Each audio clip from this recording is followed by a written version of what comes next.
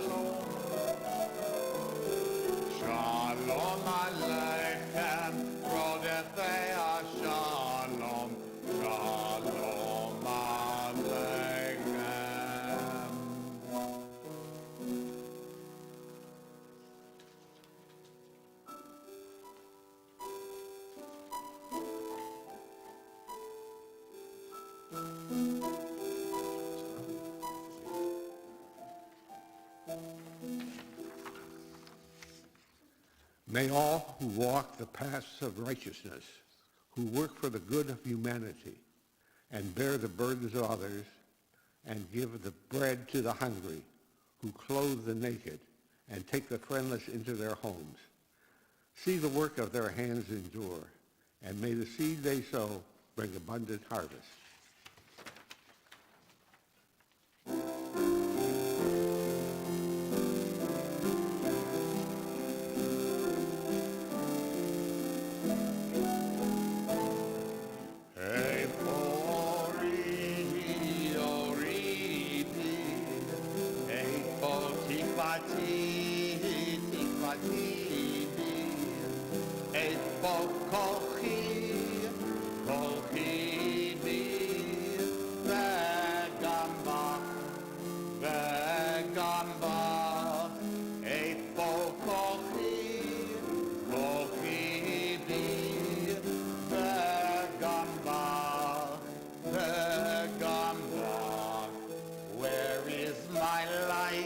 My light is in me.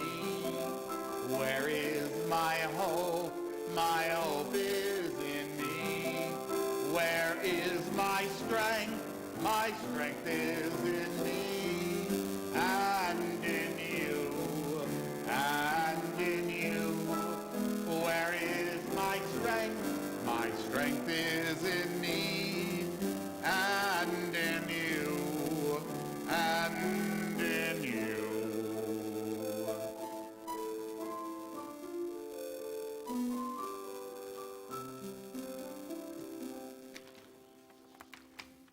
Therefore, we strive to lead loving, compassionate lives with our heart, with our wisdom, and with our actions.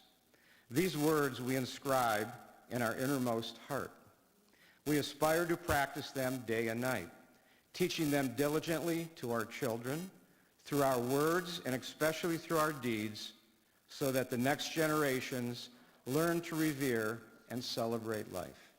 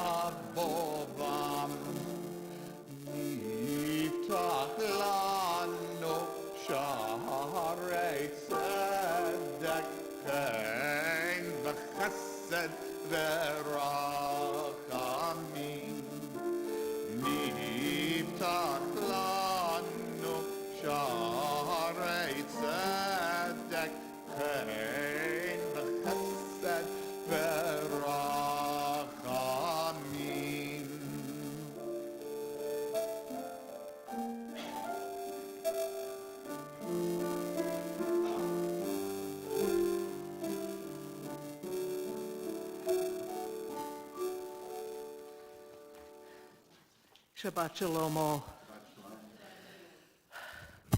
We seek peace, the most precious gift we can bestow upon ourselves.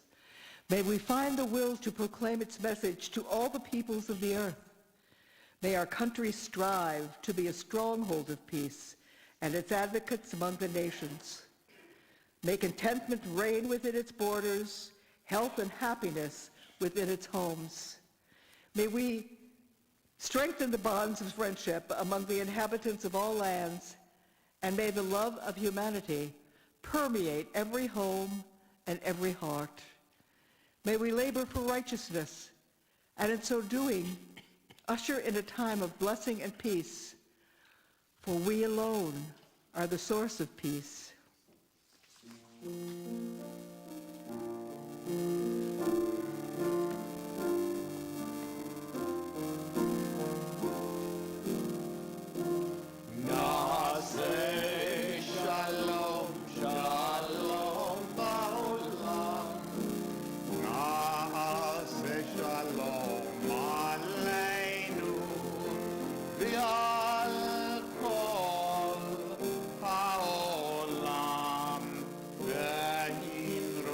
Shalom.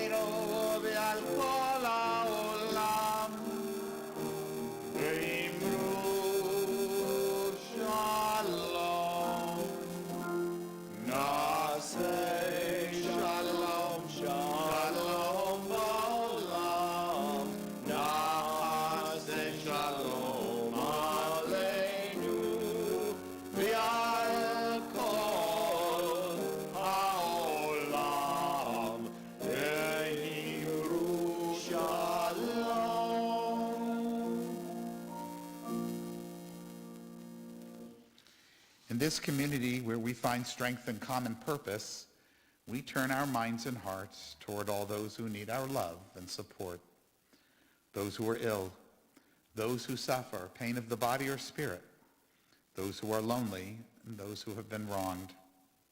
Tonight, we extend our well wishes to these members of our community to their loved ones, to Ruthie Goldman, Ruth Moltz, Rabbi Peter Schweitzer, and to Jim Walker. If there's someone whom you're thinking about, feel free to share their names as we go around the room. Anybody on this side over here? Yes. Peaceful thoughts to Thank Rabbi you. Kababela. Anybody here? On this side of the room, anybody? We miss anyone at all? May all who suffer know that they are not alone, that we are there. May they be healed quickly. May they experience a refuah shlema, a complete recovery, the renewal of their bodies, and the renewal of their spirits.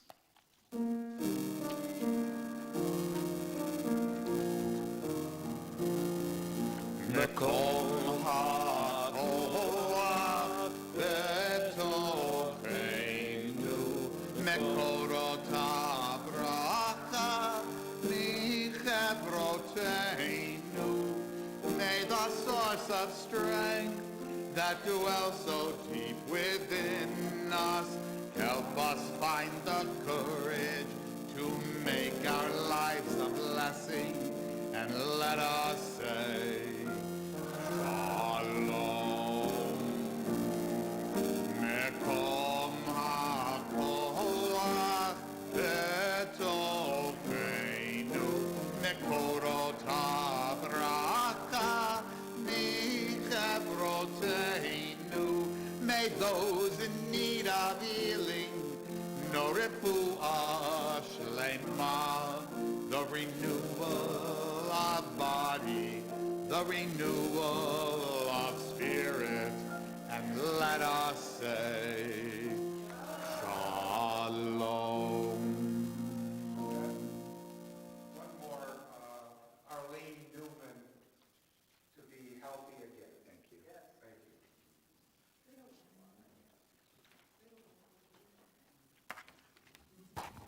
you. In memoriam.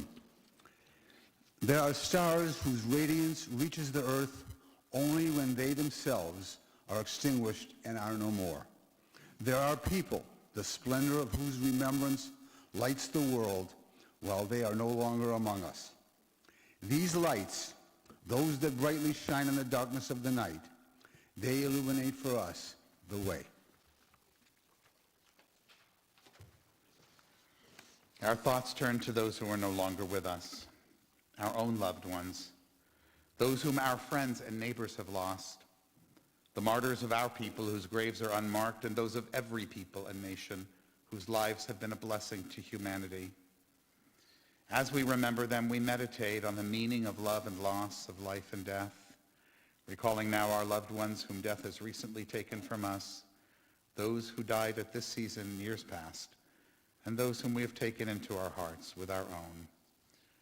Tonight we observe the yard sites of these members and loved ones of our congregation, of Neil Bricker, Donald J. Bernstein, Charlene Coburn, Billy Ferguson, Bill Greenberg, Florence Hillenberg, Henry Liebhaber, Bernard Malinsky, Clara Rinsky, Esther Sacker, and Flora Safer. As we did earlier for those who are ill, if there's someone whom you're thinking of tonight who's no longer with us, we'll start over here. Anybody on this side? Yes, Howard. Thank you. Anybody else that we missed? I also want to add to that list Rabbi Harold Kushner, whom I wrote about this week, of blessed memory. Yehi zikram livracha, may memories of these beloved people provide us with a measure of comfort as we go through our lives in their absence. I invite you now, if you can do so comfortably, to please rise as we recite together our humanistic interpretation of the Kaddish. Nitgadal v'nitkadash beruach ha'adam. Let us dignify and ennoble all people in the spirit of our shared humanity. Let us acclaim the preciousness of life. Let us show gratitude for life by approaching it with reverence. Let us embrace the whole world, even as we wrestle with its parts. Let us each, in our own way, take up our share in serving the world and seeking truth. May our commitment to life help us to strengthen healing of spirit and peace of mind. May justice and peace permeate and comfort the house of Israel and all those who dwell on earth. And let us say, Ken Yehi, may it be so. Please be seated. Just a couple of quick announcements.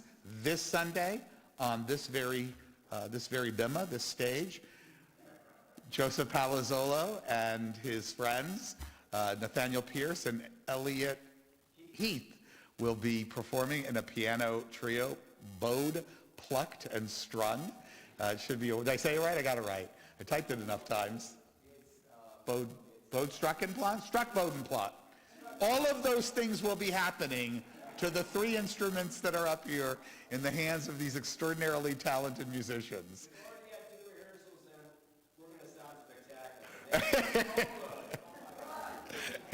And there'll be some interesting historical lessons about the composers, and I think it's going to be a wonderful afternoon. Yes. I made some slides. Because that's what I do in my free time. But no, it's going to be a wonderful afternoon. It starts at 3 o'clock. You can still get tickets online. You can get tickets when you arrive here at the door as well. And I hope that I'll see many of you there. It's going to be a great afternoon. And I know some of you have missed Vivace, so this is absolutely a tribute to and in honor of the work and the wonderful performances that Vivace presented over the years. Next week, Friday night, we do not have a guest speaker. I'll be speaking. It'll be brief. I'm going to talk about, I'm going to ask the question, are you woke? And we'll talk a little bit about some of that narishkeit, as they say, that nonsense that's happening around the country, and at least how I feel about it, because I'm tight. And then the following Friday night, before we take a break for Memorial Day weekend, Saeed Khan is going to be with us. So he's a hard get, so you guys got to get here to hear him. And he'll be talking about some of the issues that we're facing around Christian nationalism and so forth. So that'll be kind of our premiere, our finale before the summer begins with the break for Memorial Day. I'll be gone for a few weeks. I'm not telling you where I'm going in case you find me. No, it's all I'll be here in the United States. I'll be a car ride away, but still don't come after me. Melanie will be here in the meantime because I'll be with my grandchildren and I'm not leaving them for anything. So we'll be having fun there, and then I'll be back for the rest of the summer. All righty, everybody. Now I know why you're here tonight is to hear this wonderful speaker that we have and this very interesting talk. Professor Pamela Aronson completed, and I should mention, I hope it's okay, I know nobody wants to be identified by who their parents are, but of course is the daughter of my dear friend and mentor, Ron Aronson, and of course Phyllis Aronson, and we're so happy that you all are here tonight. Now I'll return to your introduction. She completed her PhD in sociology with a minor in feminist studies at the University of Minnesota, and has gone on to research and examine how social structures, including topics that I hear are now forbidden to teach in Florida, for instance, gender, race, class inequalities, and of course collapsing economic institutions, impact identities and the life course. She has studied the experiences of disadvantaged college students, the transition to adulthood, of career development, gendered experiences of work and family, and attitudes toward feminism. She's currently working on a book entitled Gender Revolution, How Politics and #MeToo Are Reshaping Everyday Life, together with her former student Matthew Fleming. She is also studying the transition to adulthood during the pandemic and sexual assault discourse in the #MeToo movement. She has been speaking all over the country on the former, which is what we're going to be hearing about primarily tonight, as we welcome Professor Pamela Aronson to talk to us about Generation Z and the effects of the pandemic. Welcome.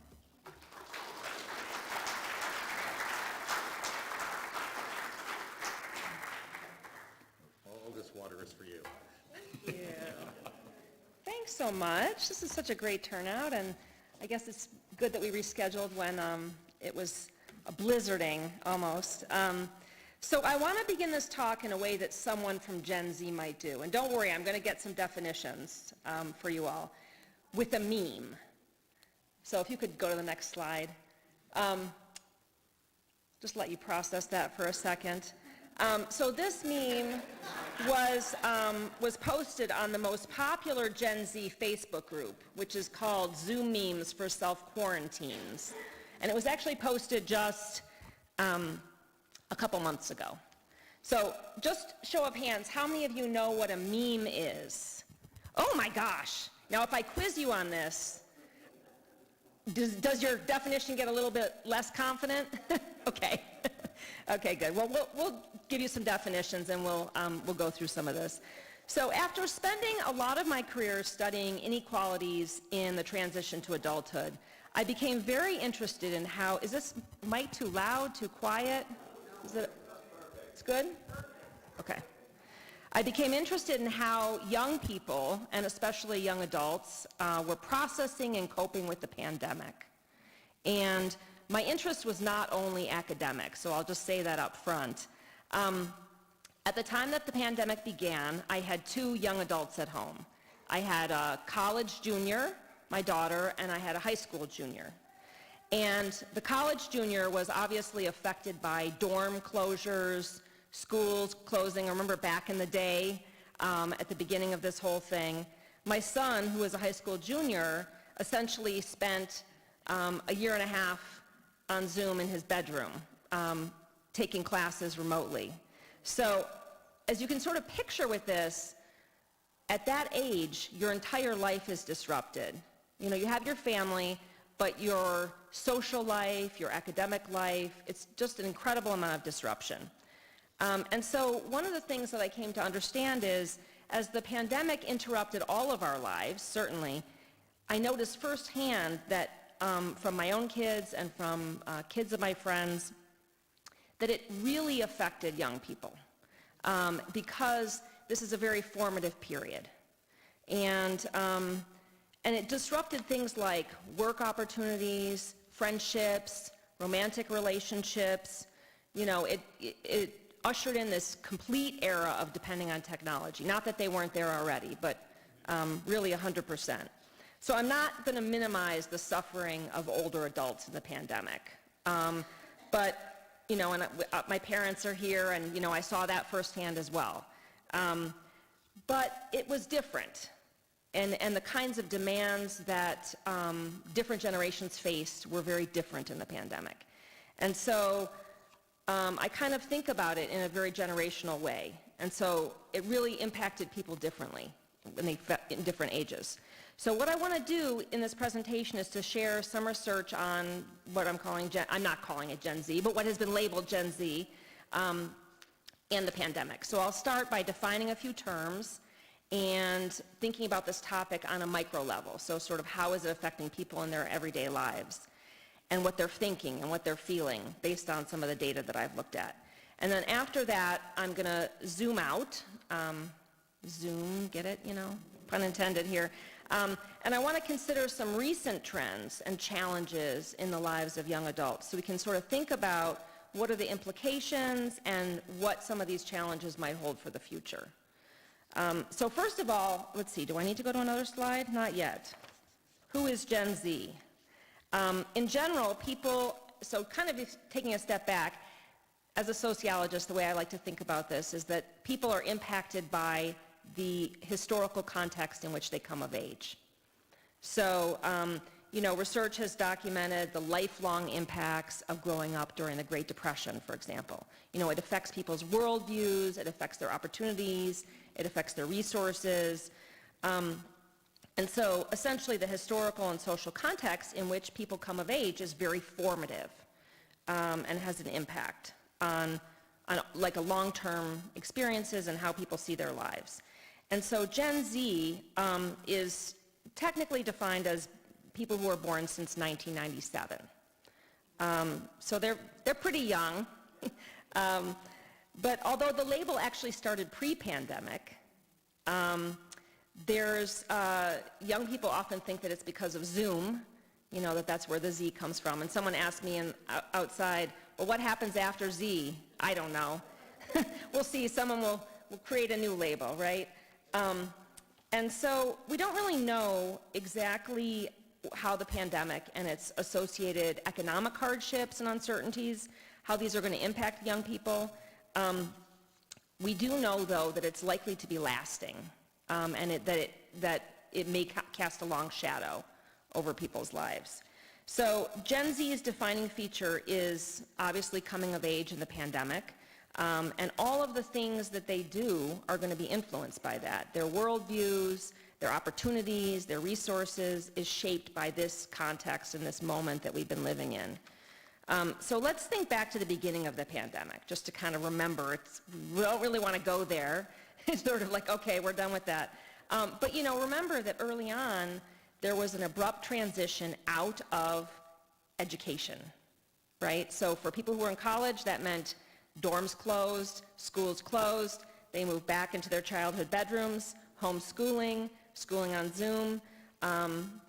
Same thing with high schools, closures. So people had to adapt, and we all did, right? But they had to adapt to remote learning, and this very much varied in quality and content.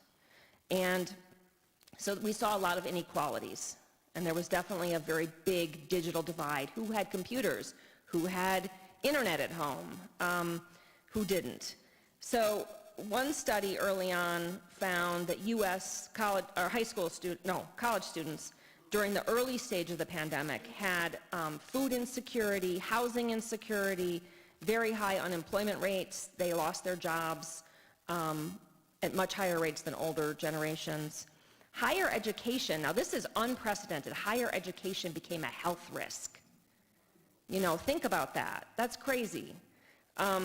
So, you know, this is just a very formative period of people's lives. Their identity is in formation, and then all of a sudden, they're sort of ripped out of their lives and, you know, forced to be home, move their lives online, no friendships, no romantic relationships, unless, you know, they could sneak around or their parents permitted it. But remember, you know, we were, at least I was, incredibly petrified of COVID in those days. And so you couldn't let someone into your house even. Remember back to at that point. So, okay, now we can go to the next slide. Okay, so all of this led me to wonder how young adults saw the pandemic. And so in order to shed light on this topic, I decided to study memes, which are an important way that Gen Z and young adults communicate with each other. So it's all over social media. And so with a former Gen Z student of mine, I systematically collected and analyzed posts from the most popular Gen Z Facebook group, which is Zoom Memes for Self-Quarantines. And you'll notice how they spelled teens here, right? So this was, you know, a few months ago. This group has almost 1 million members. So it's a very large group. So I published an article about this group and sort of what we found here in a journal article. And so that's what I want to talk about today. So before we go further, though, let's make sure that we're all on the same page about the definitions. So let's go to the next slide. So what is a meme? The word meme originated in the 1970s when a biologist described it as a new replicator and unit of cultural transmission that spread through copying or imitation. Even in biology, some memes are more successful because they fulfill a particular cultural need. So today, internet memes, it's a mouthful, represent a shared cultural understanding, and these understandings are spread across groups who are connected to each other digitally. And contemporary memes are not just shared, but they encourage participation. So people alter commonly understood images in order to convey meaning, a social meaning. And so because memes are a part of culture, they both reflect social meaning and they also transform social meaning. So the social impact of memes, is significant because they're disseminated throughout social media, and they can actually shape young adults' mindsets, behaviors, and actions. So they don't just reflect it, right, but they can actually then influence other people. And so that's what's really unique about them.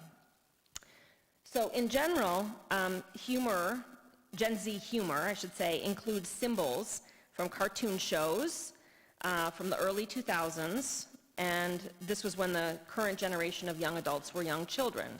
So the memes represent essentially a shared understanding of internet culture and of popular culture, and they draw on commonly recognized references.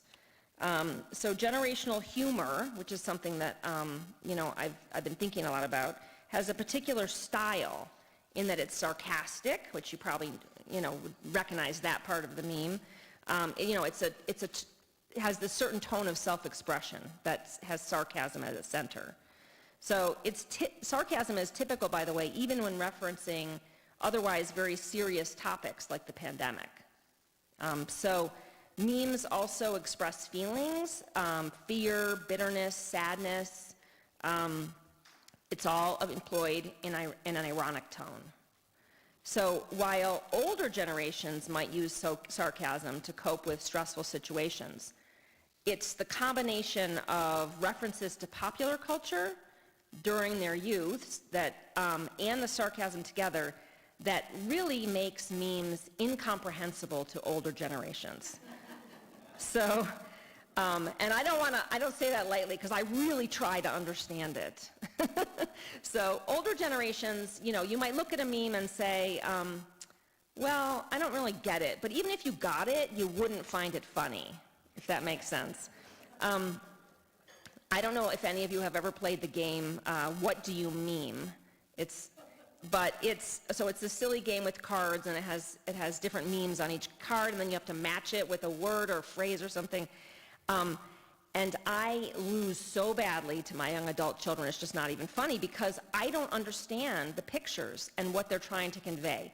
And so the one time I felt like I was cheating, but I would say to them, I would show them a card and I would say, okay, well, what do you think this one means? Well, what's going on here? And they would give me their interpretation, and I started winning. Because it's just, you can't get your head around it sometimes. So anyway, let me give you an example. So down here at the bottom, this meme, the meme's at the bottom, okay? There's a sun rising behind the bright blue sky. There's green hills. There's a face of a child superimposed on the sun. So this scene, you might recognize vaguely, is taken from the British children's show Teletubbies. Nope, there's a lot of no's there, okay.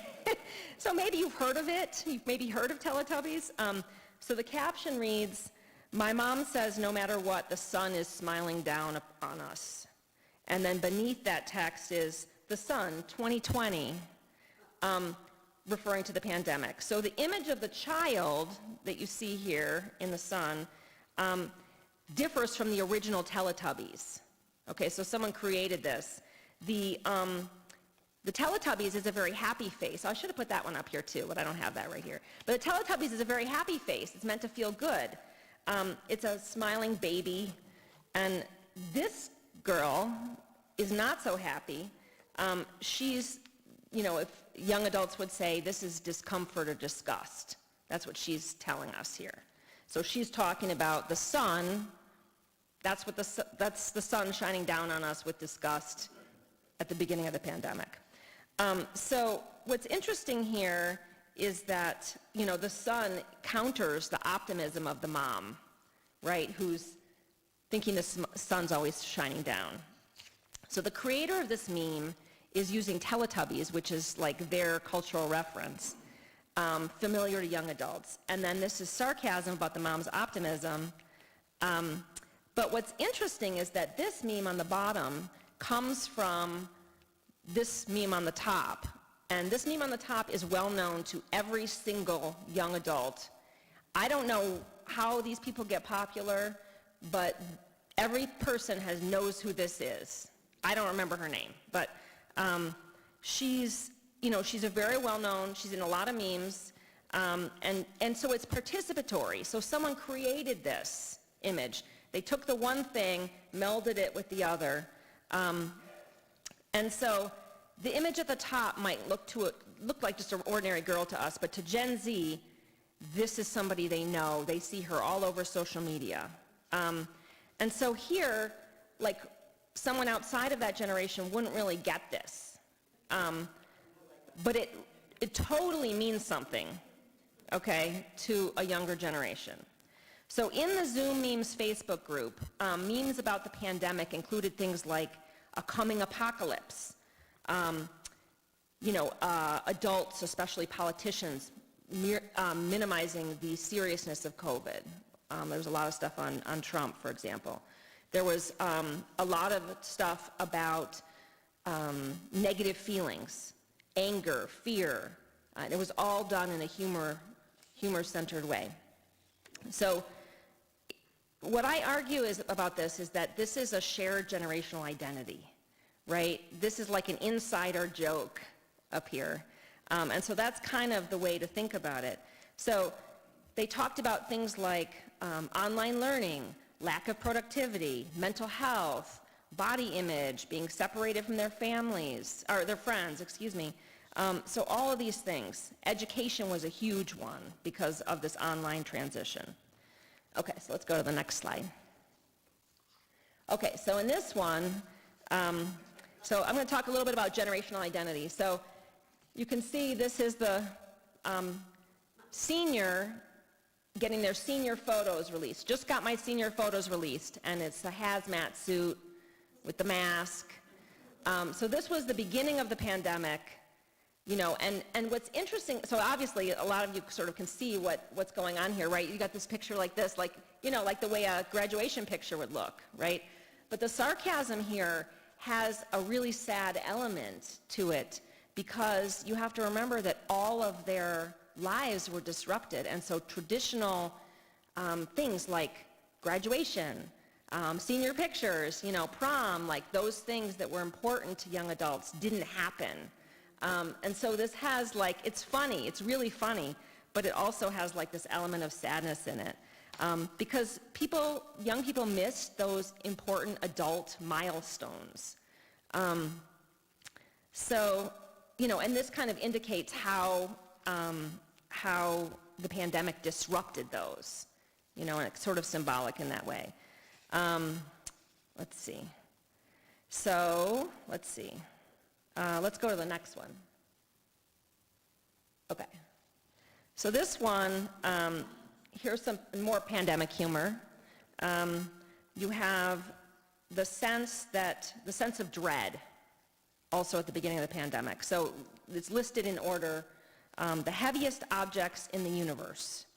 And the first object, which is the least heavy, is the sun, followed by neutron star, and then eventually you get to, then you have coronavirus molecules, 1 kilogram of coronavirus molecules. And then you get the emotional toll of potentially exposing those you love to COVID.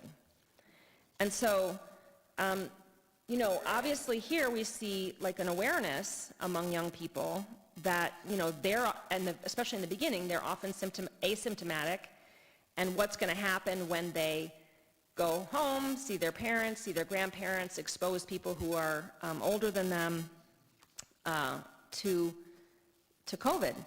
And so, I don't know, at the very beginning of the pandemic, there was sort of almost this sense that, young people were giving COVID to grandma. And there was I felt like there was a lot of blame in that, they should kind of really be, not that they shouldn't be careful, but I think what's interesting about this meme is it shows that they are taking it seriously, and that it's a lot of guilt there in that potential situation. So the other thing I want to spend a little bit of time on tonight is a theme that I also uncovered in analyzing these memes, which is generational conflict. And so this is sort of more in the generational identity category. It's sort of like, what does it mean to be a young person? But the generational conflict was humor that had some antagonism to it with older generations. And it included things like mistrust of the government, mistrust of political leaders, also professors, universities. Parents and grandparents weren't the target. I'll just give you the punchline there. It was really these institutions that are supposed to be supporting young people, and that young people are very much dependent on for support and for nurturing and for development. And so what happened was a lot of these memes show up as social space that is in opposition to older generations. Okay, so we can go to the next one. So the next slide is about universities, or the first one here. Another one to come. But so here you have this large crack in the sidewalk, and then there's this, Band-Aid, just sort of like placed on top of it, like obviously going to do nothing, right? This is a very broken sidewalk. And the caption reads, "Universities emailing their students that they're here to help during the pandemic." And so this portrayal really emphasizes feelings of abandonment that young adults experienced as a result of the assistance given by educational institutions. This was limited sometimes. And so it's really the idea that there's like a feigned or ineffective assistance. Like, it's not that the universities aren't trying. I mean, I work for a university. I tried really hard with my students. Whether or not they experienced it that way, I don't know. But, I saw what my university was doing. I saw what they were doing. So I'm not blaming universities in any way. But what I'm saying is that from a young adult perspective, the university leadership is not doing enough, and that they have a responsibility to do more. So that's that. Okay. And then let's get the other one. Thank you. Okay. So this meme is Pikachu, who's from Pokemon, if that means anything to you. And there'll be a quiz after this, so you better be writing these. No, I'm just kidding. So this has a picture of Pikachu from Pokemon, and this is a surprised look. Okay, that's what the circle mouth indicates. So the conversation is a fictional conversation between students and schools. And so schools say, "We strive to produce the next generation of critical thinkers who know how to question corrupt institutions." And when the students say, "This is a corrupt institution," Pikachu is, "Ooh," so surprised. So this meme is suggesting that there's really denial on the part of the older generations that, like a lack of regard for student concerns. So like one thing I saw, for example, I forget what school it was, it might have been Michigan State, I can't remember. Everybody moved back in to the dorms in, must have been September of 2020, and they knew it was going to close down again. It's like, come on. And then, then it closed down, they kept all the money, for the dorms and the tuition, and then sent everybody back home again. So this is kind of that idea, right? Pointing out the fact that this is going to happen, like, why are you taking our money?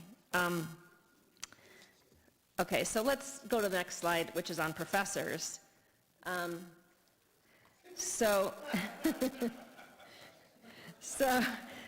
This one expresses generational conflict around professors. So this meme is from Dexter's Laboratory, which I've never seen personally, but it aired from 1996 to 2003. And so he's guiding the caveman through the lab, and the caveman is the professor here. And Dexter says, "Me showing Prof how to toggle mic video on Zoom feels like." So the caveman is obviously the older one here, and caveman's pretty distressed, about being in this, with the fire, right? We're not going to be able to toggle a Zoom mic. We're here with the fire, so. So there's a digital divide, right? We see a digital divide here. Okay, the next one, please. Thank you. Okay, so this is, I don't know why this is one of my favorites. It shouldn't have this apocalyptic thing but I just think this captures so much.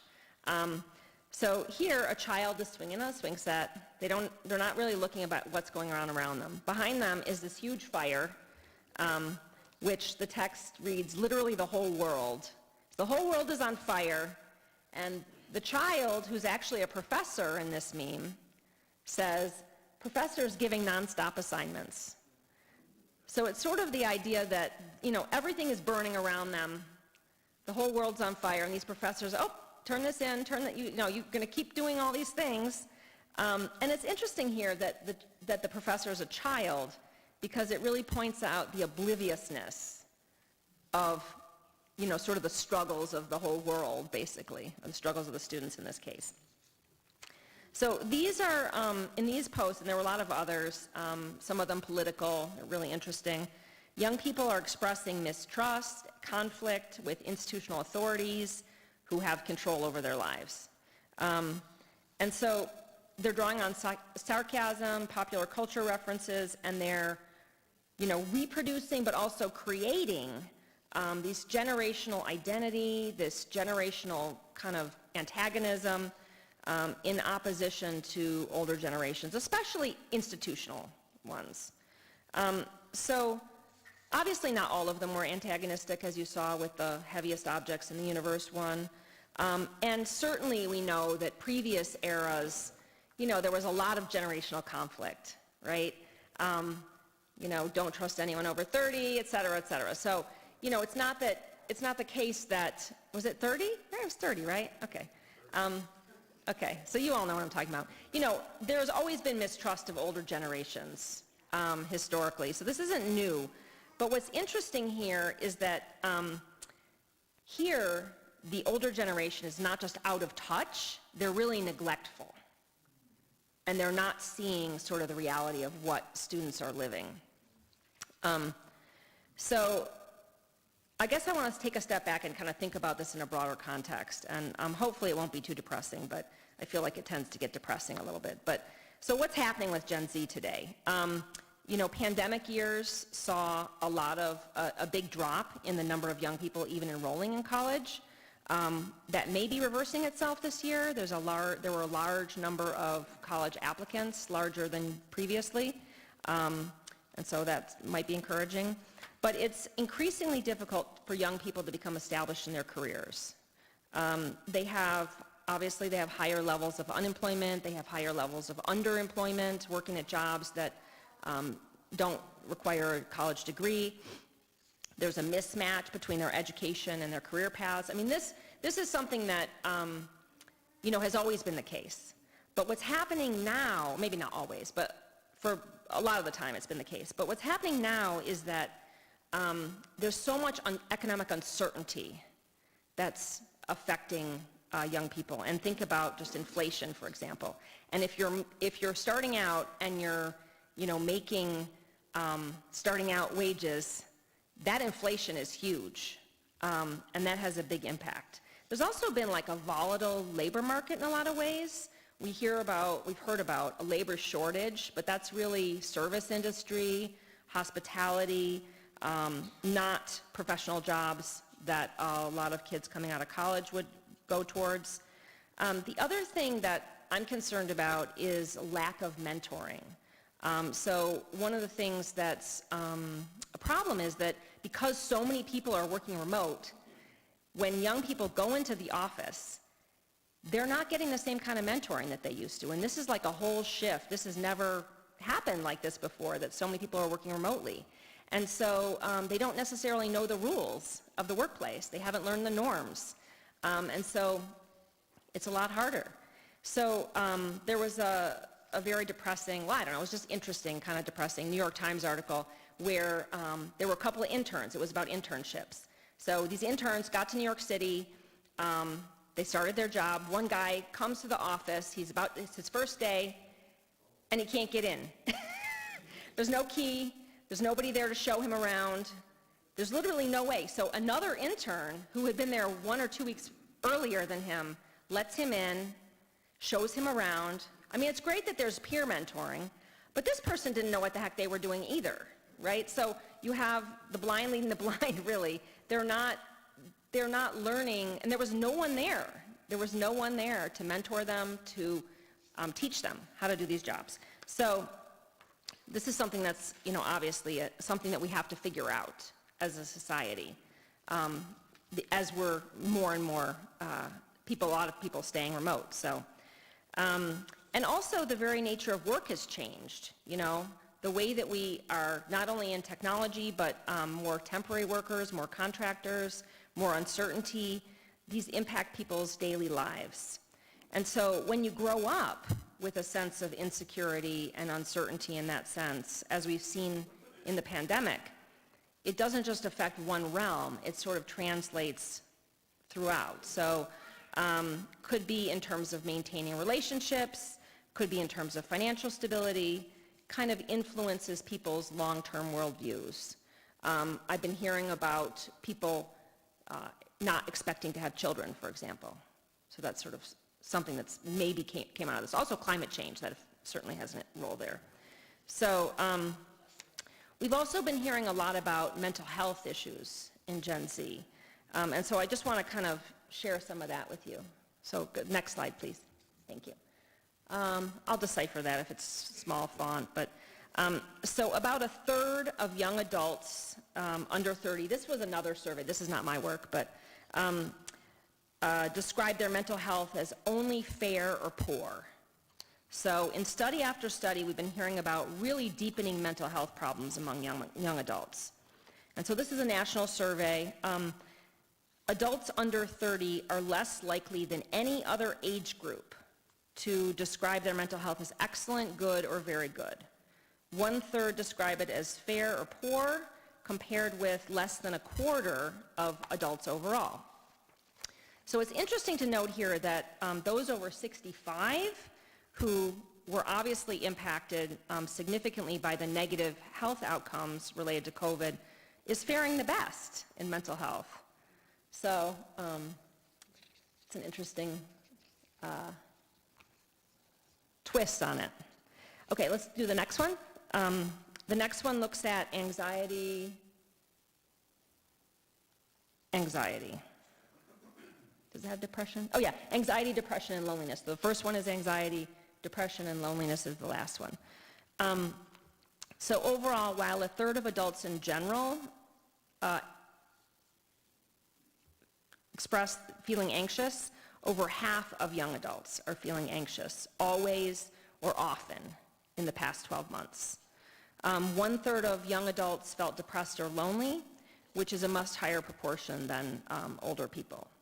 So while the proportion of young people reporting negative mental health, and so this is important to know that it has been increasing, negative mental health has been increasing among young adults for a while, the pandemic has deepened it and worsened it.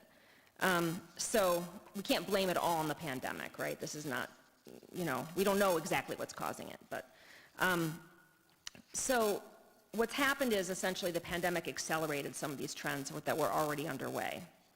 So as a result of all of the significant disruptions that we've talked about, young people have become increasingly vulnerable at this very critical life stage. Okay, so last slide, which doesn't say anything.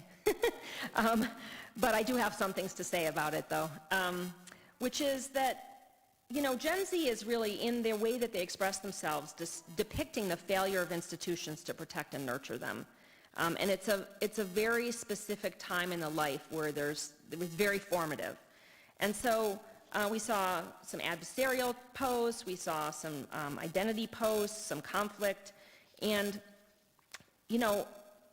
what I get from this is really that young people are feeling in some ways abandoned by, especially those in power, like educational institutions who have the power to make a difference in their lives. And really, I sort of think about turning this problem on its head, rather than the stereotype of, a young person giving COVID to grandma. I really feel that, young people need to we need to kind of turn this on its head and think about how to support young adults more. And so if you think about the U.S., our expectations is that people are going to find their own individualized paths.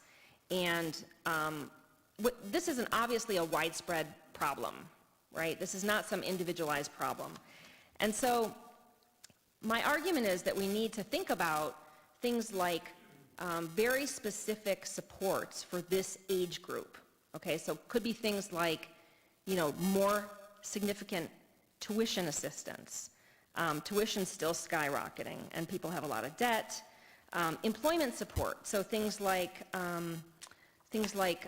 better transitions from education to workplace. We rely on a very individualistic model where if you have a network, right, you go and you ask your friends and your parents and your grandparents and their friends, and you sort of do this networking thing. But really, like, other countries have more institutionalized pathways where people develop, are more trained in a particular field and then are able to get work in that field. And this is especially important for the most disadvantaged young adults who are really struggling. And I can say that, because those are the students that I work with a lot, and that are really facing so many pressures from all directions.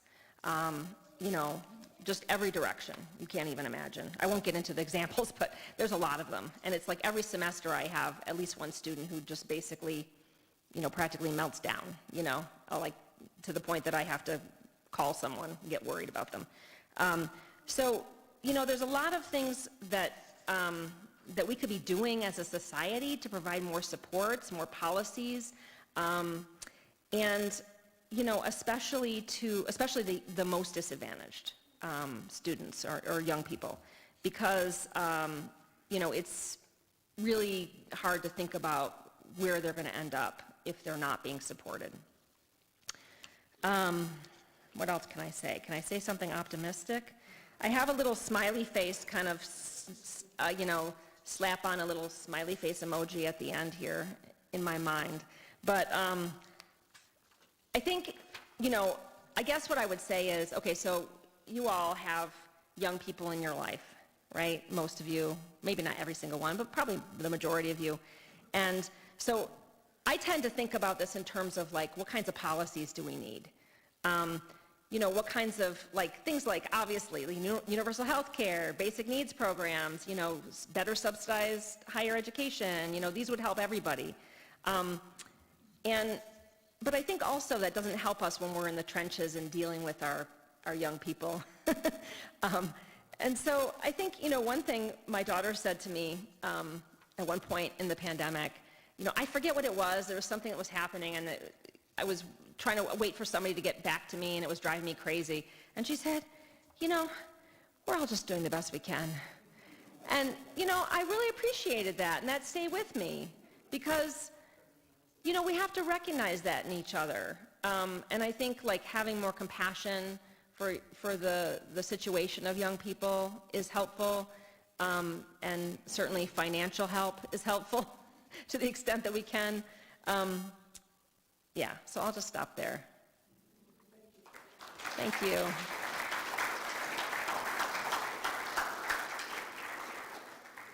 Are there questions? Yeah. Are emojis memes? No, emojis are those little smiley faces. But they're not memes, right? Because they mean a lot of different things. Yeah, exactly. They're a little bit different than memes, but same idea. They convey things, right? And then as time has gone on, we've gotten more and more emojis, right? I don't know if you noticed that in your phone. Like they diversified. Yeah. You talk about with Gen Z the impact of the pandemic.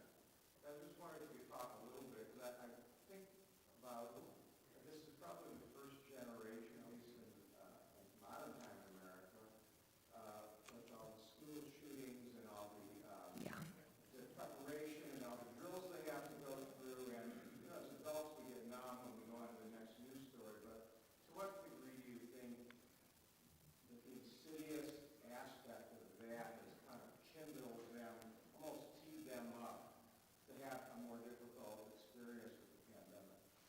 Well, it's interesting because, oh,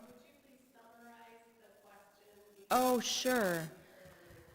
So the question is, in the short version, I probably won't do it justice because it's really powerful, but how are school shootings impacting young people? And one thing that was really interesting, I actually did an interview show yesterday with Nevada Public Radio, and they had two young people on, and me, and and then they had a lot of callers, and the young people who were on were very, very hopeless.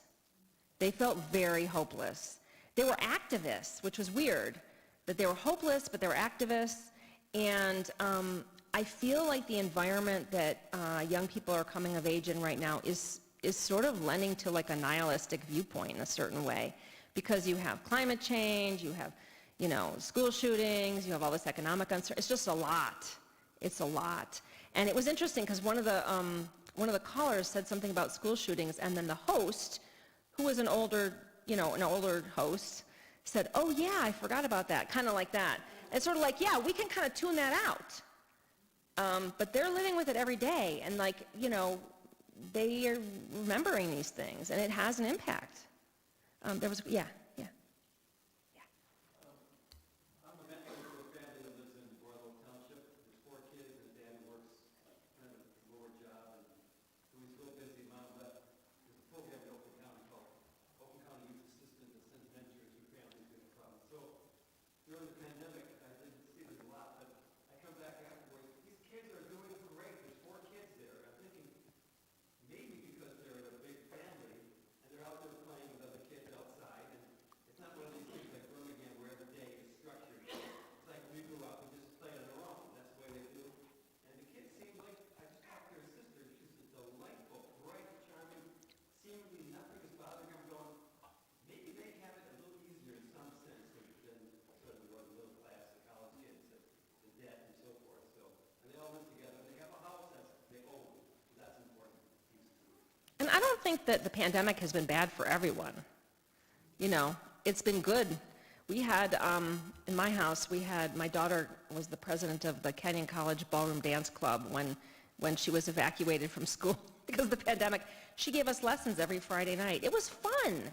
You know, there's certain things like I wonder what they're going to remember from it, you know. There are things that are positive. Yeah, there's a question back there. I had a question.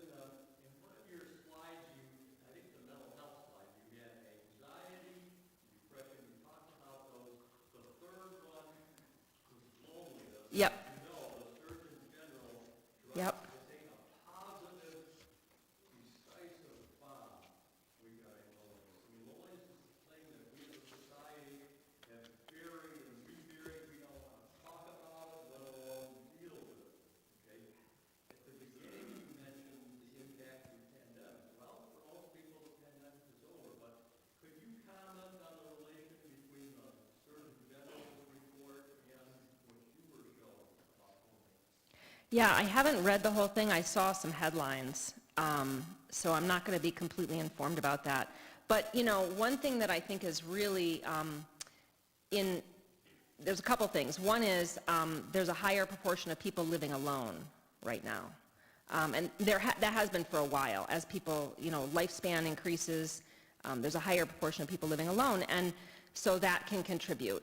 The other thing is the pandemic was huge in people kind of, you know, being more isolated and being more alone. And I think that I talked to a lot of people who, you know, when they went back out into the world, so to speak, they like felt really weird. Like, oh, I have some social anxiety now because I don't know how to interact with people. Like a lot of my students said that. And that was, you know, so I think that's kind of that thing that, you know, we also live in a more disconnected society in a lot of ways, where we're not in neighborhoods, you know, we drive our cars and we don't necessarily walk on the sidewalks and everything else. Yeah. Just as a comment, our daughter's a high school teacher, and she said that one of the things that she struggled with for many years is that these parents who would come, you know, with their brilliant,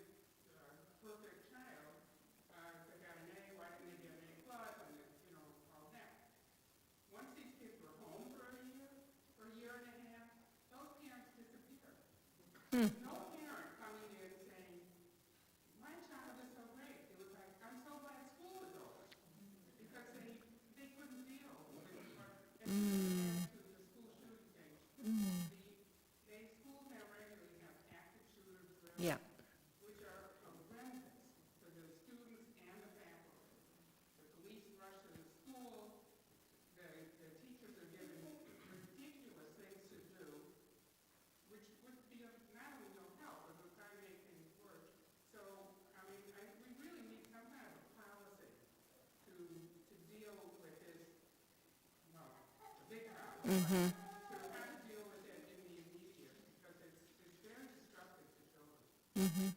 Yeah. Yeah, there's one in the back, and then I'll come over here. There's one in the back, and then I'll come over here.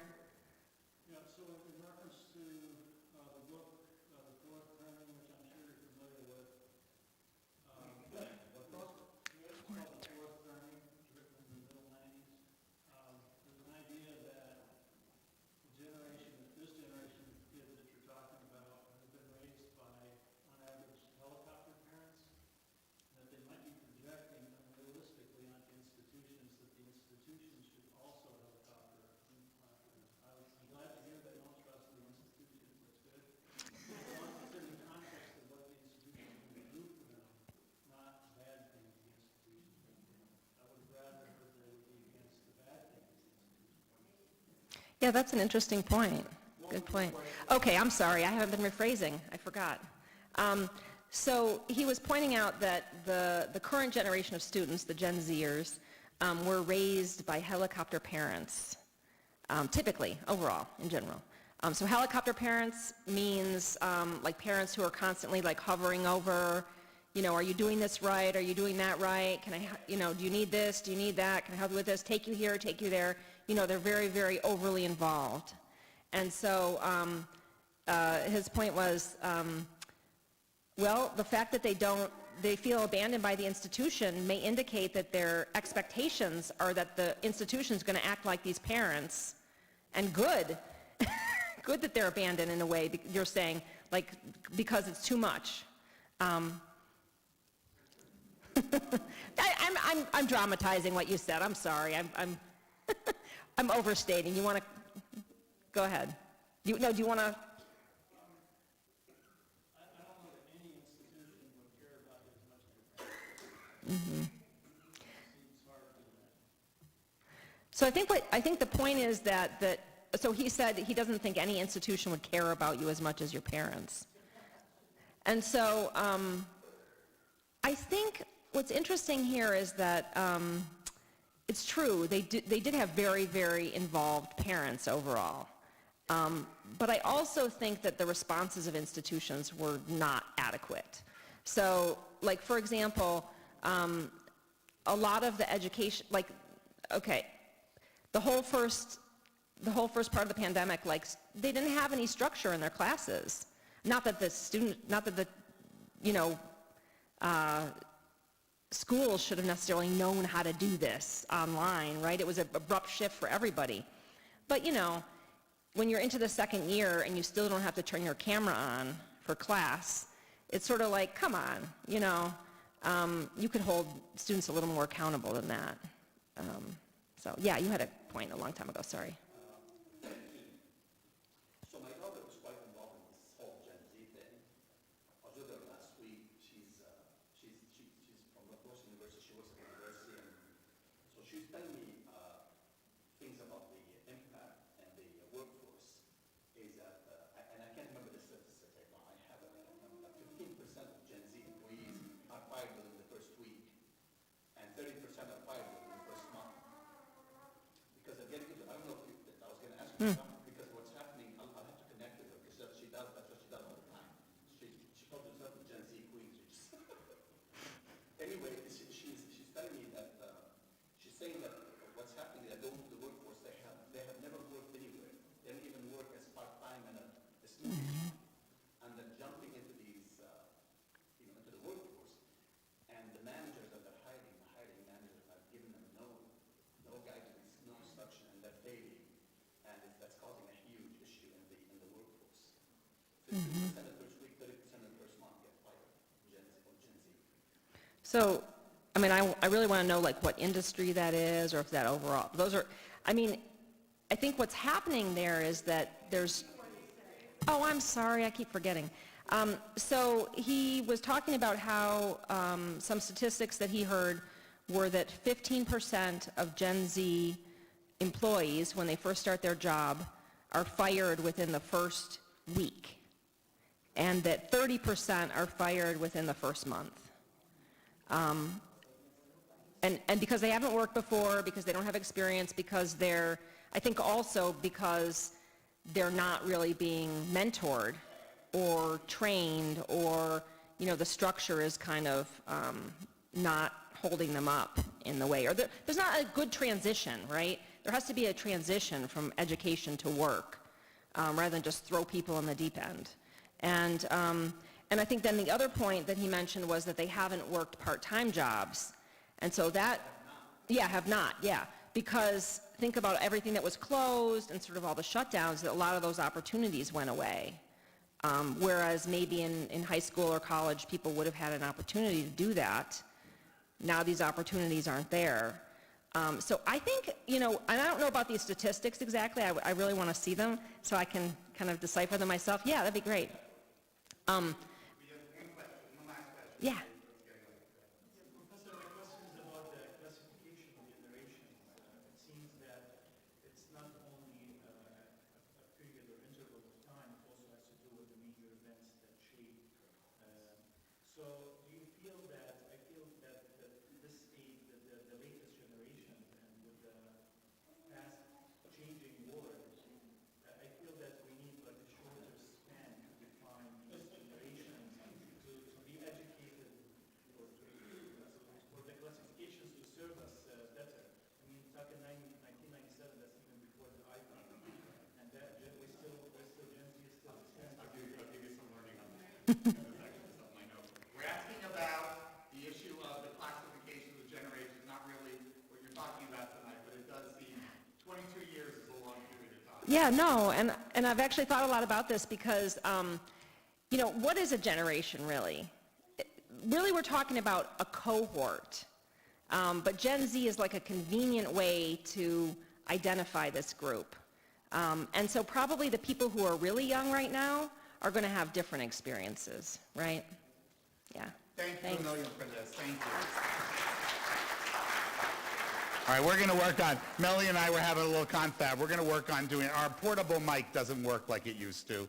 We used to go around with the mic. We'll figure this out at some point.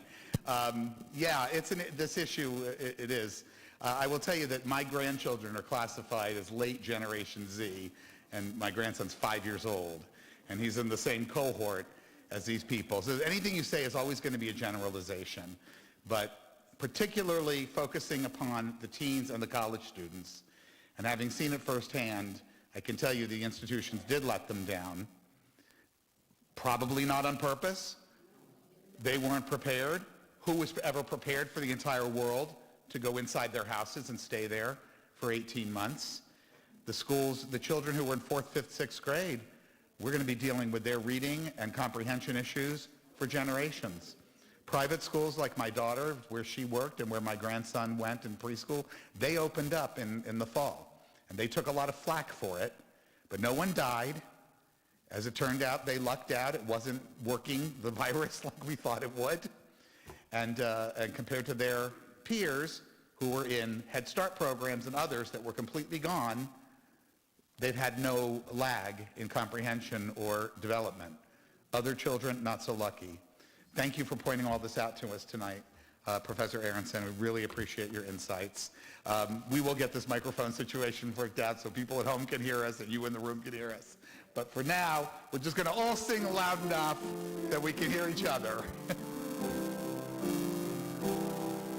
May we know bless as we go on our way. May we be guided by love. May we be blessed with health and joy. May this be our blessing. Shalom. Shalom. Shalom. May this be our blessing. Shalom. Shalom. Shalom. May this be our blessing. Shalom. May we be sheltered by the wings of peace. May we abide in safety and in love. May grace and compassion find their way to every one. May this be our blessing.